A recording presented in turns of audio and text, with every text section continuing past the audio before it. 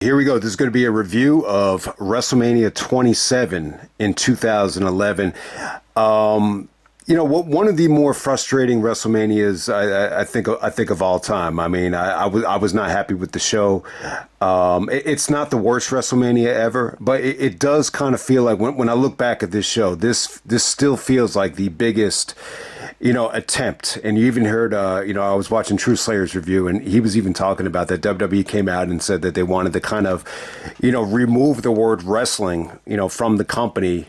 So you've seen a lot of people like call this entertainia.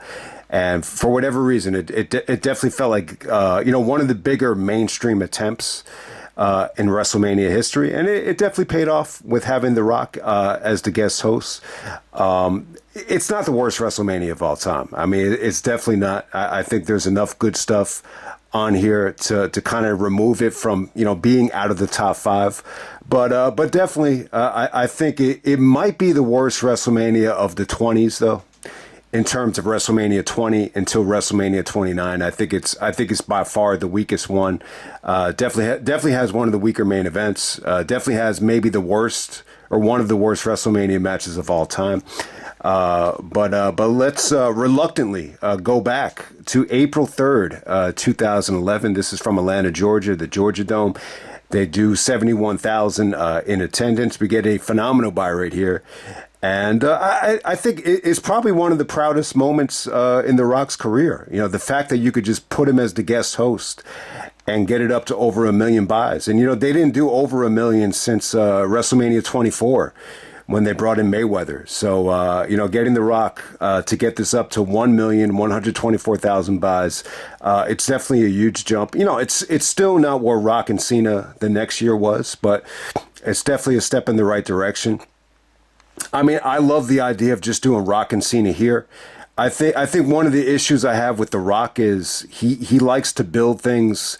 He likes to kind of build things and kind of drag them out.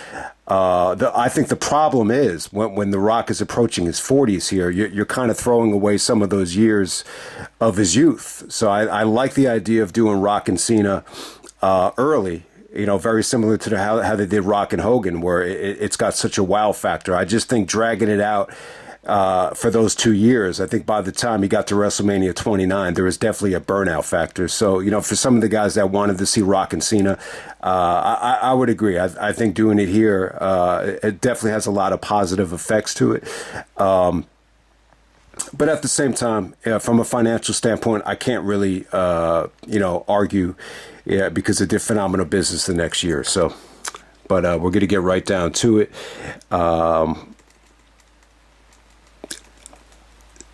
So at the time, there's already a review of this show on the channel. It has really bad audio. There's actually a picture of Daniel Bryan bleeding on the cover. So at the time, I was really disappointed because I was really looking forward to Daniel Bryan and Sheamus. When I look back on it now, it pissed me off a lot more. The next year was a blow to the gut, and the fact that it happened first and you had to sit through the whole WrestleMania, it just really took the joy out of the show for me. It really took that Hell in a Cell to over deliver, to kind of, I think, bring everybody's spirits back up. That was the next year at WrestleMania 28, but this WrestleMania 27 match between Sheamus and Daniel Bryan was bumped to a DVD extra, was bumped to the pre-show. Things just go from bad to worse here. So I didn't even remember this match. So it starts out as a lumberjack match. And then, not even 5 minutes through, they actually change it to a battle royal, thanks to Teddy Long. Teddy Long comes out, starts dancing. It takes him forever to actually announce it is going to be a battle royal, and ends up being the Great Khali.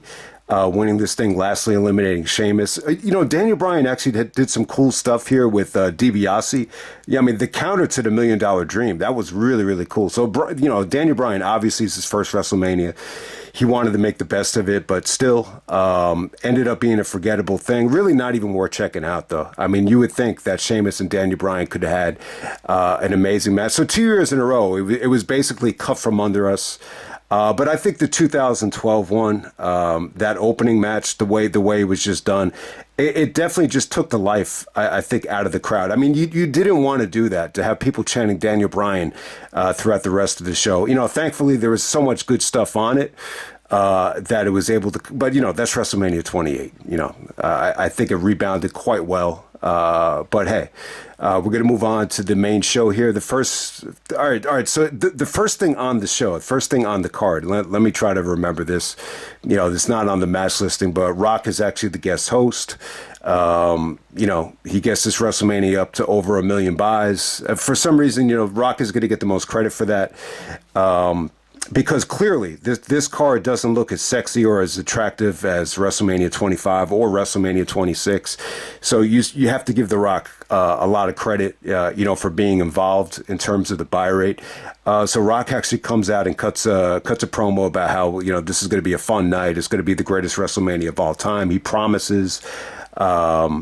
So I thought it was very similar to the Netflix promo, where it's almost just like a hype promo. I would actually say it's better than the stuff he just did with Netflix, which a lot of people just kind of found nauseating. Sucking up to the executives or whatever. This wasn't as bad. I mean, it was a little bit corny. He definitely took some shots at Cena here. Basically calls him he's in the back getting ready for the main event, deciding what Fruity Pebble t-shirt to wear. And I never really thought of it until, the promo. That Fruity Pebbles was actually inspired by, I guess, the Flintstones. Was it their cereal? So The Rock actually starts having the fans chant Yabba Dabba, because that was like a Fred Flintstone catchphrase. If anyone remembers that show, or, eventually they had a movie with what's his name, the guy from the Connors, the guy from Roseanne, John Goodman. We all know his name. So I love Fruity Pebbles. I love the cereal. Rock actually cutting promos on Cena about the Fruity Pebbles makes me kind of want to go back and buy the cereal. It's just been such a long time since I've had cereal, but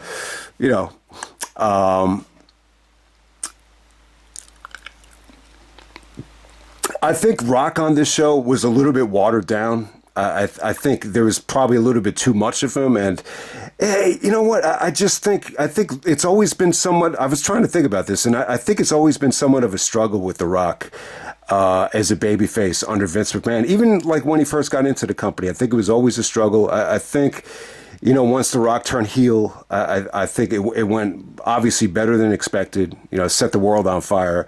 And then when he transitioned being back to babyface, I think they were very good at at keeping The Rock authentic. I don't know who you want to attribute it to. Maybe it's Brian Gerwitz. I think Rock definitely had a lot of help just to make sure that he didn't fall down that pitfall that he fell down in '97, but you could feel a little bit of Rock feeling a little bit watered down on this show. I mean, I'm not blown away by this opening promo. There's just a ton of backstage stuff on the show. He did backstage segments with Gene Okerlund. The stuff that he did with Eve and Mae Young was nauseating. Obviously, you got the great Austin confrontation where they're just staring at each other, which is pretty cool. You got some stuff with Snoop, which was kind of hit or miss. He was trying to promote the documentary album, which was kind of forgettable. Trying to think. So all right. So The Rock was just involved with a lot of stuff, and then he's going to be involved with the main event as well. So he's all over this show. I just think a lot of the segments were definitely hit or miss. It's definitely not the most proudest moment of The Rock's career in terms of like what he did on the actual show. I think what you could take away from this is obviously it elevated the buy rate. It got to over 1 million buys. There's a ton of people have moved away from WWE, and you hear it all the time. People stop watching around this time. You could definitely feel it too. 2010 was a down year. Even going into 2011, you could tell that the state of the company it's just not good. It just feels like the company should definitely be better. As Punk alluded to, Vince is a millionaire who should be a billionaire, which I think got everybody's attention. I think that's probably the most important line of that whole promo, looking back on it. But still, I think at this time in 2011, there's a severe frustration with fans watching mainstream wrestling, and that's the bottom line. All right, so we're gonna move on to Edge. Taking on Alberto Del Rio.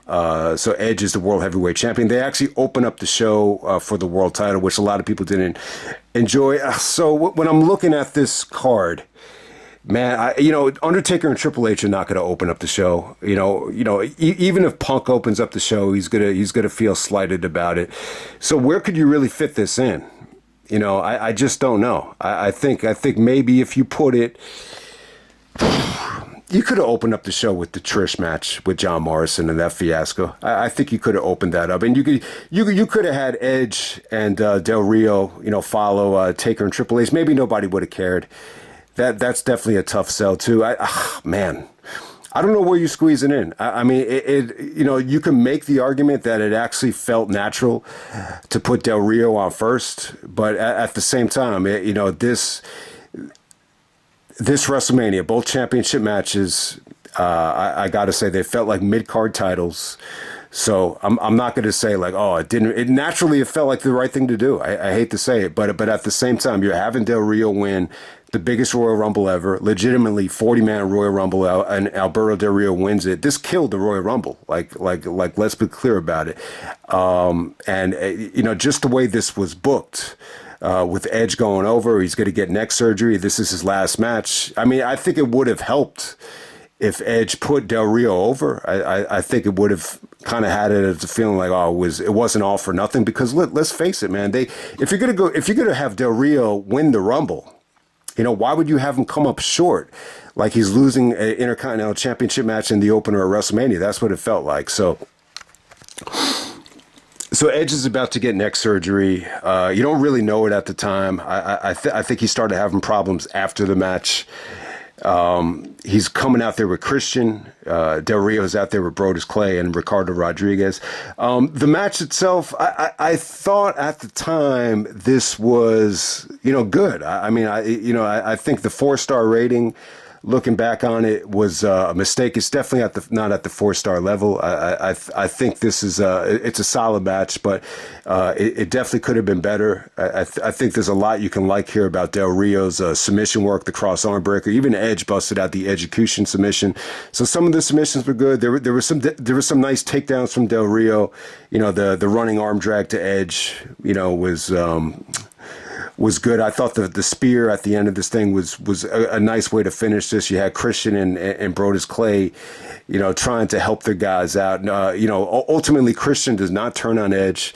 He actually helps Edge win. I thought the aftermath was kind of corny. They actually have, Edge and Christian, destroy the car that Del Rio comes out to. Obviously, he comes out with a, very expensive ride. And, Del Rio is, forcefully trying to sell that he's paranoid about it. But I don't know, man. I think with what they did with Del Rio here, I think they dropped the ball. I know, this wasn't the plan. Maybe the plan was for Edge and Christian to have a feud going into the summertime. I think that would have been cool. That finally away from Triple H, away on SmackDown over the world title. I think it would have been cool looking back on it, but it just wasn't to be. But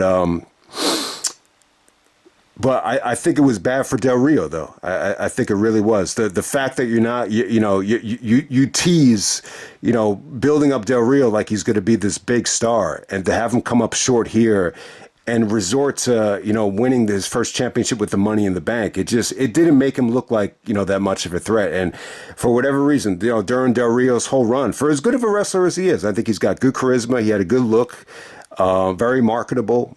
No, for as good as he was not Eddie Guerrero. Like, let's be clear about that. And I just don't ever think you saw him as a main event player, especially after this match. I think this stuck with Del Rio the whole time. It's like, oh, this is the guy that won the Royal Rumble, but he ended up main eventing WrestleMania. So, and I think it hurt the Rumble. I think it really did. I think after this, we just kind of used the Rumble as a way to kind of,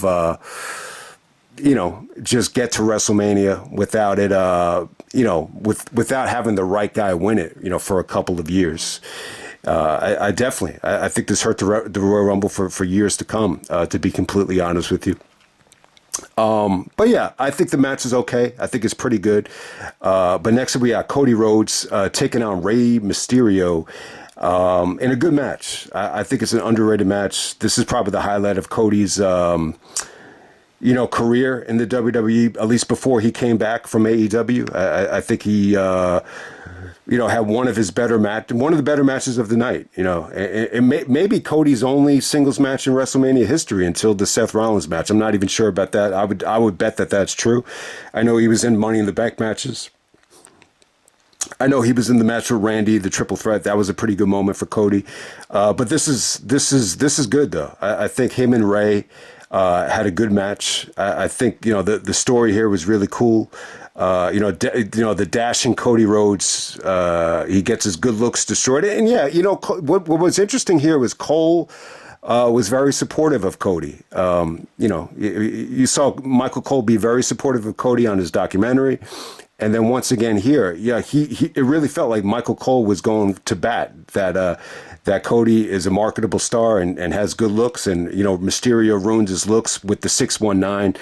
So we know that Rey Mysterio has had bad knees for years, and he underneath the ring attire, Rey's pants, he has the knee braces on, and for whatever reason, when he hit him with the 619. It just destroyed Cody's nose and his face, and he had to wear a mask. So he totally changes his look. He's coming out with the hoodie. He's trying to hide his face with the mask and everything. So he's trying to get his revenge on Ray, and it was good stuff, man. He took off the knee brace and used it as a weapon. I thought you had some good psychology here. It was definitely a good story, and some of the fans even got behind Cody here against Ray. I mean, when I'm looking at the whole thing with Ray here, I did want to mention, the Edge Del Rio thing. I thought it felt a little bit forced, and I think Mysterio and Del Rio. That might have been a better option, for WrestleMania. And, I don't know why the WWE was so slow with the pushing of Christian. It just felt like it took forever to get the ball rolling on a Christian push. And it still feels like he's still being punished for going to TNA here. I mean, that's exactly what it feels like. But hey, I like the idea of going with Mysterio and Del Rio in the championship match. I think that might have been the better option. But, Cody and Mysterio was a hell of a good match. I actually think it held up quite well. I think it's actually better than the opener. And it's probably the shining moment of Cody's WrestleMania career during his first run. All right, next up we have an 8-man tag match. We got Big Show, Kane, Kofi Kingston, and Santino defeating the core of Ezekiel Jackson, Heath Slater, Justin Gabriel, and Wade Barrett. Embarrassingly short. This only goes about 90 seconds. Big Show ends up punching Heath Slater, which looked pretty cool. I thought the finish was cool. I think, give these guys credit. I thought they made the most out of this match. I think everybody had at least one cool spot here. Kofi had a cool spot. Santino had a cool thing with the Cobra. Even Ezekiel Jackson got some stuff in. I thought Big Show actually looked pretty impressive here. This match was definitely suited for Big Show because it's only a minute and a half, and he was able just to have some really good bursts of explosion. So it wasn't bad. But I think the core thing was a waste of time though. I think the theme music at this time did not do them justice, and it just felt like filler. I think if you were going to really, give these guys this spot, it would have felt a little bit more natural to do Nexus and Core, maybe give them 10 minutes, and it would have felt a lot more memorable than this. This is definitely a forgettable match. Once this happened, I said, "Oh wow, I didn't even know there was another match on the show." So. All right, next up, we have Randy Orton taking on CM Punk, and the Nexus are actually banned from ringside. So here we go, man. Randy Orton and CM Punk, finally, building up since Unforgiven of 2008 when Randy Orton screwed Punk out of the title, kicked him backstage, and he wasn't even able to defend it in the scramble match at Unforgiven. Randy said that Punk was an absolute fluke, and they don't even go back to it until... 2.5 years later, whatever it is. I mean, a lot of time has passed, but they decided to go back to it. Punk actually screwed Randy Orton at the Rumble. The Nexus interfered, and, Punk hits Orton with the go to sleep, so Miz retains. So I thought the booking of that was cool. I thought it was cool that they went back to it. They had to do it, to actually have Punk in the main event of this WrestleMania. I don't know if it would have worked. I think the important thing to remember is Punk was coming off of an injury. So whatever momentum Punk had, from the Straight Edge Society. He had to kind of build it back up again. And the stuff with Nexus just didn't get enough time to really start hitting, for that to be the main event. But it all worked out in the end anyway, going in the Money in the Bank. But with Randy and Punk here, it's a good match, man. I think it's one of those matches that were severely, watered down. It depends on how you look at it. You had some good intensity from Orton. You had some good selling. I thought it was slow, methodical. It didn't really get the chance to over-deliver. It definitely could have been better. But at the same time, I still thought it was good, though.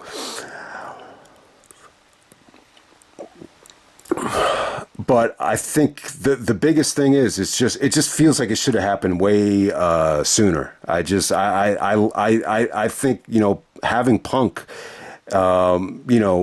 just kind of let this slide over the last couple of years. It just didn't make a lot of sense. I thought it kind of made him look weak, but I was glad that they finally went back to it. And Punk was good here. He was very candid and very precise that, he was adamant that Randy would never be WWE champion again, as long as he was alive. Eventually Randy had to go to SmackDown to replace Edge.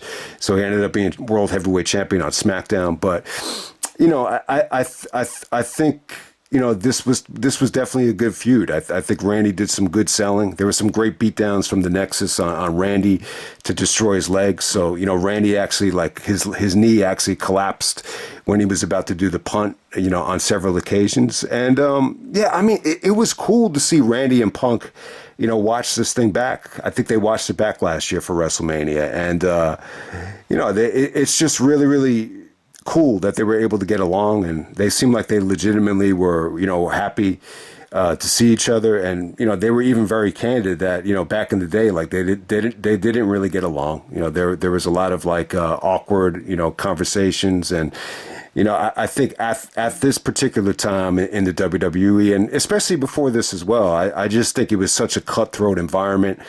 I think, I think a lot of guys had the mentality of, they just couldn't relax. That everything is about getting to that WrestleMania main event. You're only going to get paid if you're moved up the card. So I just think the environment was very cutthroat back then. Even though it's good to have incentives, and it's good that the more you work and the higher you excel up the card, you get rewarded for it. But the side effect to it is it's just very difficult to relax and enjoy one another's company. And now I think we're in a situation now with the guaranteed money and everything where you could definitely, just relax and appreciate each other. And I think that was the coolest part about this match is, you even see Punk just kind of looking back at the match and just appreciating the little things, like the fans, standing on their feet, when Orton's about to do the punt and just collapse. I mean, it was a pretty cool moment. I mean, there was some really good stuff from Punk, working over, Randy with the knee, the Trio Woe spot where Punk actually jumps off the top rope and hits him with the knee was pretty cool. They actually used it on the one of the DVD pictures behind the disc, if you know what I'm talking about. But I thought it was okay. I'm not crazy about this finish, though. The coolest part of the match, though, is Punk being scared of the RKO. There's several occasions where Punk is about to hit to go to sleep, and then Orton teases him with the RKO, and then Punk just jumps out of the ring because he doesn't want to get RKO'd.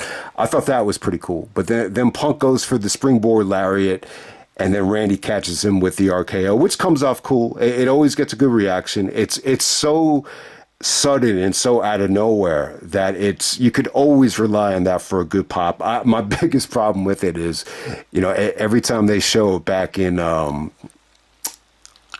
replay, I just don't think it looks good. But once again, this is another. When I'm looking back at Randy's catalog of WrestleMania matches, a lot of them were triple threats, and I think some of the better Randy Orton stuff at WrestleMania was triple threat matches.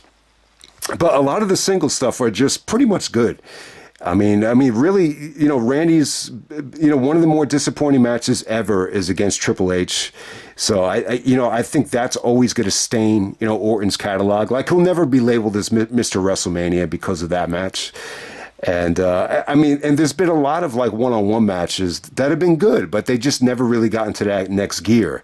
And I think the one with Punk here is definitely one of those matches. I think the match with AJ falls into that category. Even the match with Rollins, I think slightly falls in that category, which might have even been better than this, but I just don't think Randy Orton's WrestleMania catalog is overly impressive, but it is one of the more. It definitely has a lot of longevity, though. Like there's not many people that can say that they wrestled at 20 WrestleManias. So, to be honest with you, man, like a Randy Orton from worst to best of WrestleMania matches would not be like a, awful, list to actually look back on, because just not a lot of guys have. That kind of longevity. So let's be honest there. But it's a solid match, though. It's a solid match from Orton. I think anytime you put Orton in the middle of the show, you're always guaranteed something good. I just don't think this got the green light to over deliver. I just definitely think it could have been a better match. And for whatever reason, I just think Punk, for as good as it was, I think at the time at least, I think Punk was a little bit underwhelmed with not going over and not getting more of a green light to deliver. It's as simple as that. All right, next up we have Stone Cold as a special guest referee. This is Michael Cole and Jerry the King Lawler.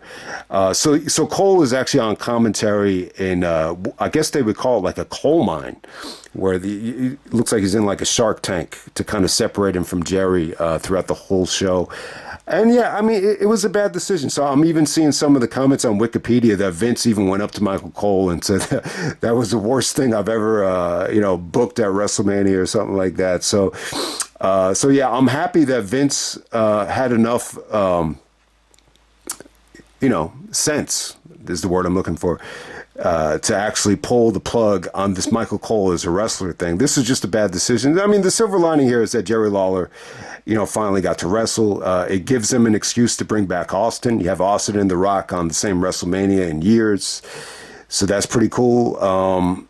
But yeah, I mean, it's just a bad match. This actually got more time than some of the other stuff on the show, which is embarrassing to say. Cole got a lot of "you can't wrestle" chants. Cole is really just kind of dominating the offense. On several occasions. Booker T said he looks like he's doing toe raises out there rather than submission work. So, I mean, it was just bad. I don't really want to get too much into it. So Jerry actually does win by submission with the ankle lock. And then, the Raw general manager, Josh Matthews has to announce that the Raw general manager actually reverses the decision due to Austin, using excessive force, going back to that Linda McMahon storyline. So, hey, man, I mean, it was pretty cool. You get to see Austin stun Josh Matthews. You get to see him stun Booker T. Booker T comes on commentary. Booker T got a lot of criticism at the time for, his commentary here.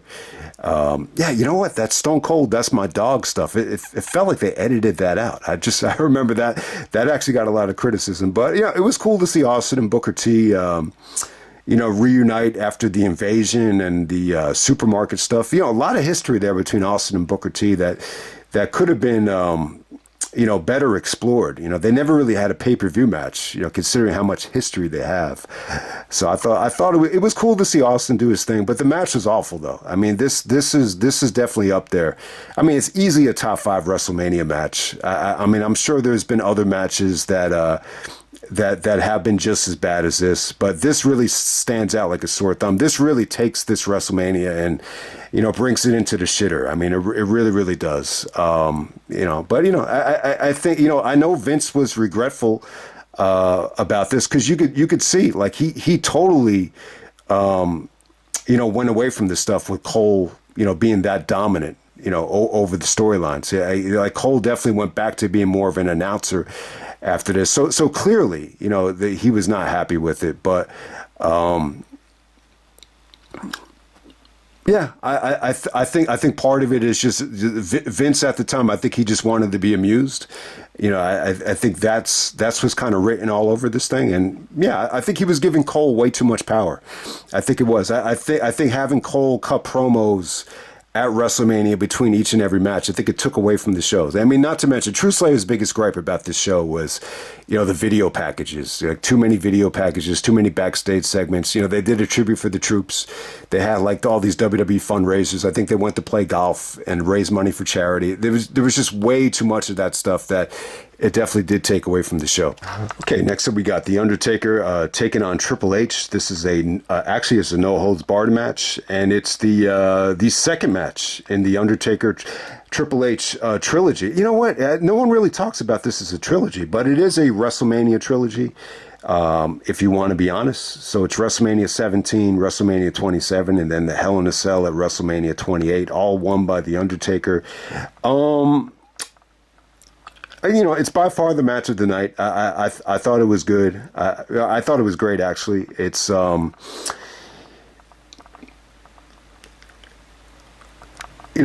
probably more guilty of anybody of just kind of downplaying this match and just saying like we didn't really need to see it. I think my biggest gripe at the time was that I just didn't want Triple H to end the streak. I just didn't.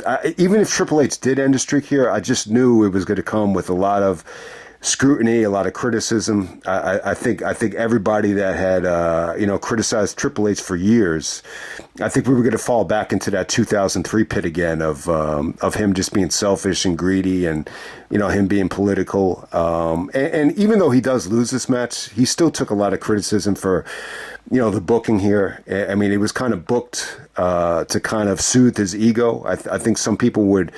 It's not, I mean, I think some people actually had that criticism of it because the way they booked this, Taker wins, but he has to be kind of, it's almost like Taker, could barely walk out of the building because he was so beaten up by Triple H. Triple H is the first one out of the ring. So, it almost has like a Shawn Michaels Triple H the last man standing story that they told there. But other than that, I thought it was great stuff. I think what really stands out about this match is, one of the lessons we've learned in the WWE. I think there's definitely an argument for, if these guys had a match already at WrestleMania, is it a positive to promote it? Like it's a rematch, or is the best way to go about it from a business standpoint just to say like they just make believe that has never happened before? So they took the approach of just ignoring the WrestleMania 17 match and presented this like it never happened before. Who's going to be the last outlaw? They even used some Clint Eastwood stuff. A lot of people thought this was going to be Sting. So a lot of people were, that's probably another reason why I took a lot of shit, because I think a lot of people were under the impression that this was going to be the Sting WrestleMania. That wasn't going to happen until TNA, started losing money in 2014, when AJ left as well. So we're still a ways away from that. But yeah, I think it's actually a good thing to kind of present this as like a first time ever, because it's tough because Triple H already lost at WrestleMania 17. So if you try to play off of that match, I think a lot of people are going to be under the assumption of, if Triple H didn't win at WrestleMania 17, like why would he win now when he's a little bit older? So yeah, there's positives and negatives, I think, of kind of using the previous match in the storyline here. I think it could have definitely helped, especially with the last ride stuff, because the story of the match of 17 was Triple H lost because of the last ride. And I think it would have added to the drama if JR was able to, tell the story of, that's how the game got beat at WrestleMania, and he needs to stay away from it. So the last ride stuff was pretty forgettable, even though Triple H does counter it, and then he does take it, and he does kick out of it. But just let me just talk about the match. The match was great. I think it's, for as much as I like the WrestleMania 17 match, because it's totally different from this. It's a great match. I actually prefer the 17 match, but this is, from a star rating standpoint, though, you can't really compare the two. I think this definitely gave the fans, what they wanted. They just wanted a lot of excitement. It's clearly the spectacle of the WrestleMania. It's clearly, trying to follow the Shawn Michaels stuff. And I think that's one of the other criticisms, too, is it kind of felt like Triple H is trying to replace Shawn Michaels, and he just can't do it. I think it definitely had that type of feel. But give Triple H credit. I thought he busted his ass here. They really did a good job of making it feel like he could finally end the streak. Just by the way it was booked. With some of the tombstone kickouts, one by Undertaker, one by Triple H were just they were good. I mean, they had the fans jumping up and down. They were on top of their feet, just going crazy. During some of the tombstone kickouts. I gotta say though, man. Triple H, brought his A game here. I mean, say what you want about him, man, but he took, maybe the most vicious backdrop ever. I mean, look, we've seen Triple H take a million backdrops on tables, but for whatever reason, he took it off the table and, onto the outside here. I don't know why, but it just looked like the most painful backdrop in the history of time. I don't know if he's ever gotten that much height on it. It just looked very, very painful. And he's lucky to still be alive today, after that backdrop. But yeah, man, I mean, some of his transitions into the spine busters here were cool as hell. They do this really cool table spot where Taker, jumps off the steel steps. And it looks like he's just going to clothesline Triple H on the table. Triple H actually counters it into a spine buster through the table to Taker. He even does another spine buster in the ring. So it definitely felt like Triple H and Taker, they had plenty of time to prepare. They know each other like family. So I think everything here was good. I think some of the near falls here from Taker, weren't that believable. So some of them, like the choke slam and the last ride, they were kind of predictable kickouts. And Triple H hit a million pedigrees here. I don't think Taker's the best guy to take the pedigree. I think the pedigree is a tough move to take. I mean, there's really not been a lot of guys that have taken it like smoothly. If you're going to ask me like who took the pedigree the best, I'm going to say it's Benoit. I think Benoit was a good one at taking it. I think Foley took a good pedigree, but it's tough for a taller guy to take it and make it look smooth. But, Triple H pedigrees Taker a million times. Taker kicks out of, I think, two of them. And, Triple H takes out the sledgehammer and he finds himself just caught in the Hell's Gate. And, reluctantly just passes out or has to tap out. But, still Triple H is able to walk out of the ring. And, Taker took a pounding here. He took unprotected chair shots. I think he was fine for it. So they gave it everything they could. I mean, it's a much older version of Undertaker and Triple H. But, give them credit. They've had matches that were a lot worse than this when they were a lot younger. It just feels like here they emptied the tank. It's definitely the match of the night. And I mean, when I'm looking back at Taker's run here, I want to say it started at the Randy Orton match. I think the Orton match is pretty good, but it's probably like the weak link of this whole run. If you take the Mark Henry match out of the equation, it's the weak link. But I'm going to say this run that Taker had from WrestleMania 23 to 29, where he steals the show almost every single WrestleMania. I think he does steal the show every single WrestleMania, which you could argue it. I think this Undertaker Triple H match it's better than a lot of those matches. I think it's better than the Edge match. I think it's better than the Batista match. I mean, I think it falls a little bit short of the Shawn Michaels classics, but it's still pretty good though, man. So yeah, I'll give Triple H credit. It's a great match. I think they topped it with the Hell in a Cell. But Triple H going into the Hall of Fame, I just want to say I think it's well deserved. I think it's probably going to be the most emotional Hall of Fame speech that we've ever had. I think anybody that still watches wrestling today, Punk even said this to Stephanie, that, me and your ex-husband have more in common than we like to admit. And it's definitely true with Punk, just the way he talks about the business and the Netflix and the Saturday Night's Main Event from a business standpoint.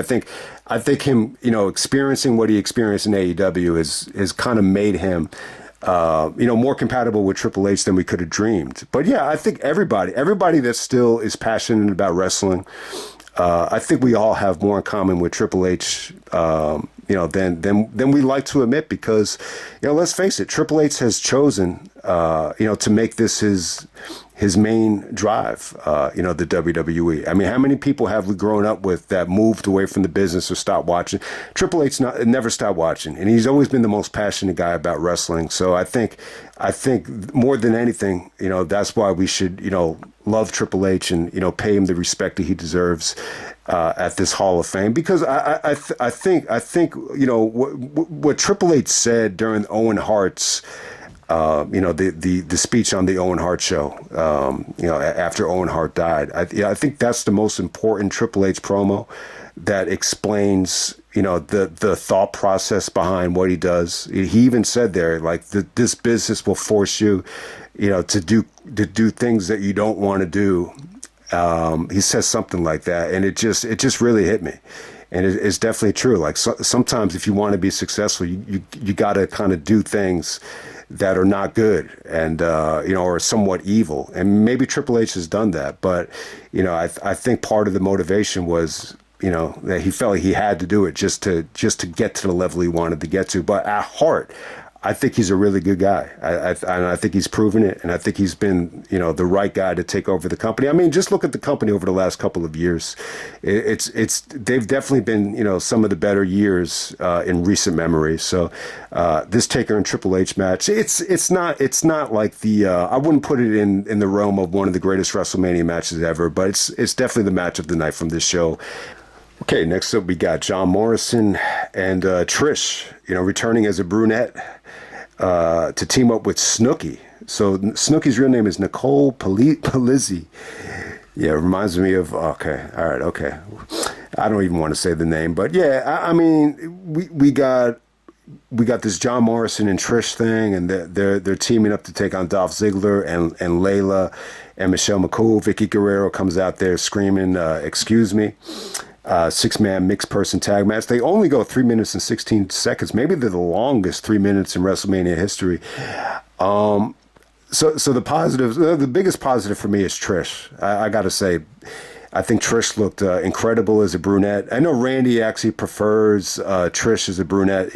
Randy Orton said that he never thought Trish was hot until she was a brunette, which is crazy. But to me, like, it doesn't really matter with Trish. I think brunette or blonde, it doesn't really matter. I think the blonde hair with the dark eyes look for Trish is an incredible look. But yeah, she just looks so fit and so toned here. And she's not Italian, but I think she's actually Greek. But her and Snooki actually made a nice little, hot tag team here. The Brunette Mafia is what they call themselves. I guess Morrison's a brunette as well. Trish was, involved a lot here. She basically carried the match. Morrison really didn't get to do much here. He did the Starship Pain on Ziggler onto the outside, which is cool as hell. But, it's kind of a waste of Morrison and Ziggler. With those two talents, it definitely could have been better. Snooki, was able to get the pin here, and, she did the backflips, and I guess she must have had some sort of cheerleading or gymnastics background. But yeah, I think at the time, Snooki was a hell of a celebrity with the Jersey Shore. I don't think the celebrity performances aged that well. So yeah, this is a bad WrestleMania match. The story here is the bickering about Trish and John Morrison. Apparently John Morrison gave Trish the cold shoulder. It's definitely because of Melina. I think when you put the pieces of the puzzle together, a lot of women are very jealous of each other. For Melina not to get this WrestleMania spot, I could just see her whispering into John Morrison's ear, like, that bitch doesn't deserve the spot, blah, blah, blah, blah, blah. My mentality is, if you get the team with Trish at WrestleMania, it should be a hell of a moment, a hell of an experience. I would have even tried to nail Trish if I was John Morrison, but that's just me, just being, But it's just a shame. It's a shame that you're going on right before the main event of WrestleMania and you just can't enjoy the moment. So we're gonna move on to the main event. Okay, and on to the main event. We have The Miz, the WWE champion, taking on John Cena. So Cena actually wins the Elimination Chamber to get the title shot. Is it the worst WrestleMania main event ever? I would definitely say no. I think some of the main events that Sid had, I think were a little bit tougher to watch than this. Worst WrestleMania main event ever. Man, that is really, really tough. I would definitely say it's one of them. I know True Slayer actually said that he thought it was better than Randy Orton and Triple H, which he walked out on. I don't think Randy Orton and Triple H was as bad. Well, I mean, I think Orton and Triple H on TV was better than this. I really think it was, especially like if you take the crowd out of it. But I think being there live, I just think it was so tough to follow, Shawn Michaels and Undertaker, that it magnified how bad it was. So let's be clear about that. But yeah, I think it's one of the worst. I mean, True Slayer said that Cena didn't bring his A game. There's one really bad botch from Cena where he actually trips, and so I could see why he said that. But I think Cena looked good here, though. I think Cena actually at the time, his youth and his athleticism, was catching up with his experience, to a degree. I don't think it was Cena's fault. Some people. I think Cena, could definitely, especially at this time, he could have great matches with great opponents and have fun environments and fun atmospheres. And he proved it. He proved it with Punk. So I think if you put the right guy with Cena, you could get a great WrestleMania main event, especially at this time. The problem was the Miz just isn't, the right guy. But I don't want to spend this whole review bashing the Miz here, because I'm very happy for him, and in some ways I'm proud of him. And I think everybody could always, look back to this Miz push and just learn the lesson. I think, the lesson is a lot of different things, but I think the most natural thing to say is it's almost like that kid in class where if you raise your hand enough, eventually you'll become the teacher's pet. And I think that's what happened with the Miz, with this whole reign here. But let me follow up on the video packages here. So Miz actually comes out to a video package with Nas and actually Diddy. It's Hate Me Now. So this is when I'm never going to get used to the Diddy name. I've always grown up with him as Sean Puffy Combs. Eventually it was Puff Daddy, and then eventually it was Diddy. Biggie actually did call him Diddy on Life After Death, and I apologize about Life After Death. I wasn't able to do the review. I don't know, man. I think a lot of it just has to do with Diddy. I just can't review an album where, Diddy is whispering, throughout the whole project. But yeah, the Hate Me Now stuff was dope with Miz. True Slayer's argument was, why wasn't this shown on Raw to get people to order the show? Well, I think enough people ordered the show. I mean, Rock was able to get it up to over 1 million buys, so I don't think they lost any buys on that, but I think it just had to do with the music. They probably bought it just for WrestleMania, so I don't think they had the rights to use it on Raw, so that's number one. Yeah, the Hate Me Now song worked very well. I mean, because, everybody hated The Miz because he was getting the push. The song is great. I think Nas sounds great over it. Puffy actually sounds great on the hook, but ironically, like, has nothing to do with the main event here. But the video, that's really where Diddy's decline, I think, started, though, because he was crucified on the video. Him and Nas were crucified on the cross, and then as soon as it aired on MTV, Puffy decided against it. And he was really upset that it aired, so he beat up the Steve Stout, who was actually Nas' manager, to give MTV the green light to air it. And then he beat up Steve Stout, and then he denied that he had anything to do with it, and then he got arrested. So yeah, I mean, it was that's really one of the first mistakes I think Diddy ever made. Just the indecisiveness about whether to air the video or not, and then beating up the executive. Yeah, it was a bad look. And for him to actually lie on live TV to George Whipple that he had nothing to do with it, it was a mistake. But he sounded great on the hook. I think that's one of the best things about Puffy, is that he sounded great on hooks. So yeah, the music fit very well. I think that's one of the more positive things you could say about this WrestleMania. These two packages are great, and then they used DMX for Cena. And it's not a DMX song. At the end of all of DMX's first couple of albums, he would have these prayers, right before like the last track.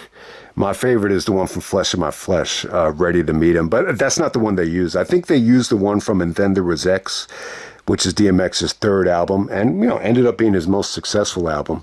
I still think it's the weak link out of the first three, but yeah, DMX sounded great, and the way he was praying about doing the right thing, and it definitely felt natural for Cena. So it actually worked very well for Cena working hard and fighting through the adversity. So the video packages here were great.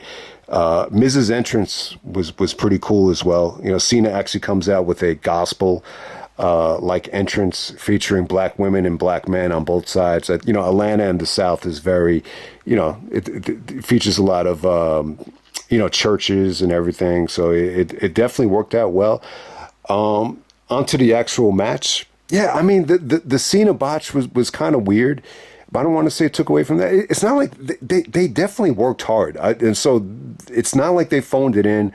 I give Miz a lot of credit, for him. He got the concussion at the end of the match. So there's a spot that they do at the end here where Cena actually clotheslines Miz over the barricade after the football stance, and Miz lands on the back of his head. And I felt bad for him. I'm just like, man, I wish you had thought that bump out, because he definitely looked like he hit the back of his head on the concrete and got a concussion. But the match is pretty much over by then. And then The Rock comes out, and he does the whole thing with the anonymous general manager. Then the manager actually uses the word think. He's like, I think, and then Rock cuts him off and he said, it doesn't matter what you think, restart the match right now. WrestleMania is not going to end like this.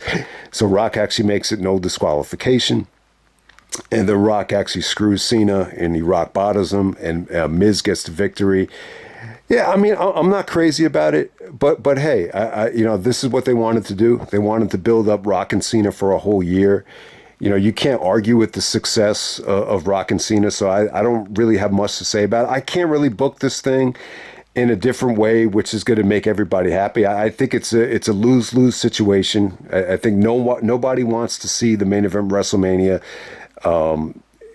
lead into the next year's WrestleMania main event. I think when you're at the main event of WrestleMania, you just want to focus on this particular match and just have it over deliver. You don't want to worry about promoting the next year's WrestleMania, which is a big negative, and it's a big stain on this card. I mean, it really is. But I get it, though. I definitely do get it. It's almost like Miz was used as a bridge, to get to Rock and Cena, so you don't like that about it. But, it's definitely not the worst WrestleMania main event, though. I think, Cena definitely had some good moments here. The football stance clothesline was pretty cool. I know Cena loves football, and that's what he played in college. He was able to get that out of his system, which was cool. There's some incredible attitude adjustments here. Miz kicks out of, he takes two of them, and I think he kicks out of the second one. But the second one, man, Cena, it's the best attitude adjustment ever. For whatever reason, man, Cena was able to elevate Miz to the moon. It just looked cool as hell. Alex Riley's involvement, definitely opened the door for Miz to hit the skull crushing finale. Cena kicked out of that, which was cool. Miz actually had some nice moments here. He had some good neck breakers. There was one, and I don't think this was a great night for Jerry and JR. I think Jerry was kind of drained after the match, and I think JR felt a little bit off. I think he was a little bit disconnected. This was definitely Michael Cole's WrestleMania to call. So maybe it just felt a little bit unnatural. But there was one spot in the match where Miz actually goes for like a rock bottom. And crowd didn't react to it. Even JR just didn't really know how to call it. So yeah, I mean, just not the best match in the world. I don't think everything went smoothly. It definitely had a feel of, man, this is the WrestleMania main event. This kind of sucks. But we've had bad WrestleMania main events in the past. We definitely have. I think Lawrence Taylor and Bam Bam Bigelow. It wasn't bad for what it was, but I think this definitely had some better moments than that match. Some of the Sid WrestleManias were pretty bad, but yeah, it's tough. I know Orton and Triple H probably felt a little bit more flat than this. I think Rock probably helped it a little bit with his star power, but. It's just a bad WrestleMania, man. It's it's a bad WrestleMania. Is it the worst? It's not the worst. I think it has, it has some solid matches. I think Edge and Del Rio. I think Cody and Ray. I think Orton Orton and Punk, even though it's a little bit disappointing that they didn't get the green light, they were all solid matches. And Triple H and Taker, you could argue it's a classic, and it's definitely part of Taker's classic run with everyone trying to chase the streak. I don't think Triple H was the right guy to end the streak, though, and I think that's part of the negativity behind that match. But yeah, Cena and Miz, this is one main event that a lot of people, don't enjoy. Punk, was definitely deserving of this spot. When you see how good Punk was in the match with Randy, he should have been in this spot. But at the same time, it just didn't time out properly. I mean, it just didn't. And anytime you're going to cut a promo the way Punk cut the promo, you need to kind of hit rock bottom to do it. And I think Punk felt it. I think a lot of people, felt it at this time that, a lot of people just aren't into the company anymore. They're watching other promotions, whether it be Chikara. True Slayer was actually promoted. King of Trios was going to come out on DVD the next day, and the Ring of Honor shows were great this weekend. So Ring of Honor really got off to a good start in 2011. I just think WWE had such a drought in 2010, and it kind of carried over into 2011. But I think the WWE definitely got a little bit more interesting at the end of 2011. But Rock coming back into the equation under Vince, it never was really the smoothest thing in the world, and I think that's what stands out about this show more than anything is it feels like a watered down version of The Rock. Like it really does. Even though Rock come back and cut that great promo on Cena the first night he came back, it definitely felt like at this time, like Vince felt like, the best way to go about the product is just to water everything down, to have it feel like entertainment and to appeal to the sponsors, and the wrestling is going to take a back seat. I think that approach of a weaker product, elevating the sponsorship money or the advertisement revenue, it's really, really weird. But I think that was Vince's approach.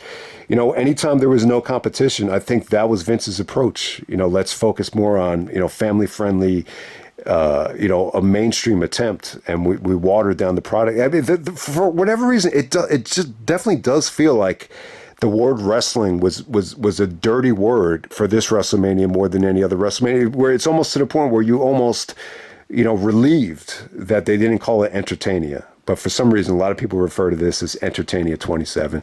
I'm sorry this review went on way too fucking. I didn't really think I was able to get a half hour out of this, but I know it wasn't the best review in the world. I'm just really not that passionate about this WrestleMania. It's probably the WrestleMania I dislike the most out of all the ones I've seen live. A lot of them I wasn't able to see live, but yeah, I mean, I saw every WrestleMania live almost since WrestleMania 18, and I think this might be the least enjoyable. I think the two most recent, like, weaker WrestleManias are definitely WrestleMania 27, and I would say WrestleMania 34. I think those are the two that really stand out. But yeah, man, hope everybody enjoyed the review, and I'm out.